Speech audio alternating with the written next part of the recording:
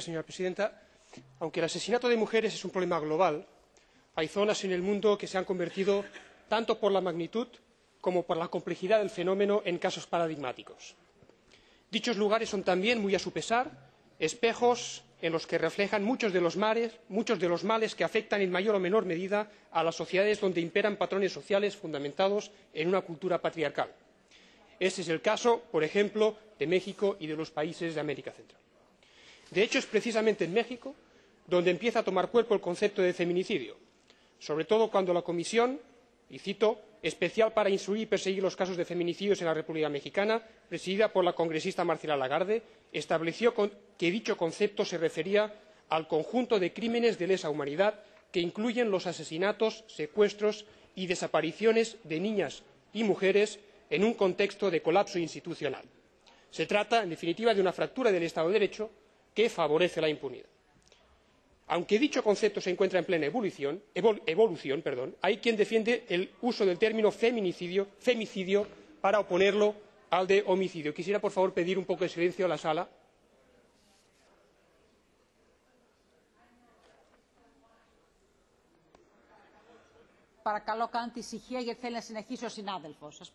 Por favor, si son tan amables de guardar silencio, porque el colega está hablando. Muchas gracias, señora presidenta. Continúo. Decía que, aunque el concepto es un concepto que está en continua evolución, de hecho hay quien plantea la necesidad de que se hable de femicidio para oponerlo al de homicidio, es relevante que lo que pone de manifiesto sea la existencia de los fenómenos más preocupantes de nuestros días, el asesinato de mujeres por el simple hecho de ser mujeres. A lo largo de los últimos 2 años, el Parlamento Europeo ha llevado a cabo un intenso trabajo sobre el tema que contará con un importante punto de inflexión cuando el Plenario adopte mañana, 11 de octubre, el informe sobre las muertes de mujeres en México y América Central y sobre el rol de la Unión Europea en la lucha contra el fenómeno. El informe que, por otra parte, es el resultado de un largo e intenso proceso de diálogo con todos los sectores implicados y de numerosos compromisos entre los grupos políticos. Aprovecho, de hecho, para agradecer el apoyo mostrado por todas las ponentes alternativas y para informarles también de que están en la sala acompañándonos Marjo Sirle y Arsène Van Nierop, madres respectivamente de Brenda y de Hester, ambas asesinadas en México. Con la adopción de este informe, la Eurocámara se situará en línea con otras instituciones que ya se han manifestado al respecto. Es el caso del Consejo de Europa o de las Naciones Unidas, además de diversos parlamentos y gobiernos de todo el mundo. Y por su contenido, supondrá avanzar de forma considerable tanto en la definición del problema como en la asunción de responsabilidades por parte de varios actores en la lucha por erradicarlo.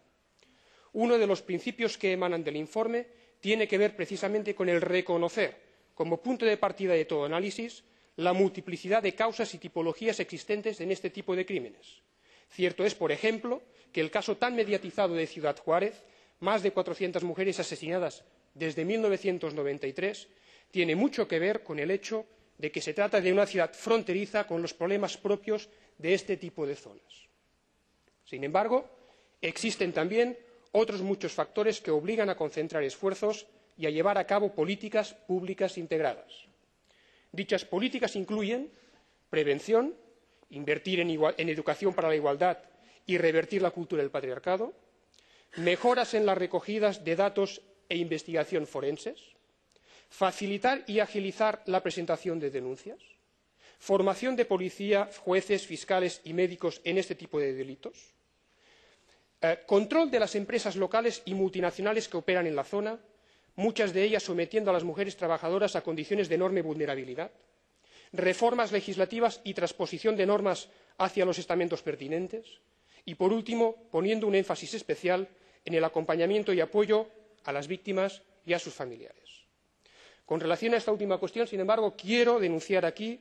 y lamentar profundamente que en numerosas ocasiones las víctimas sean menospreciadas e incluso criminalizadas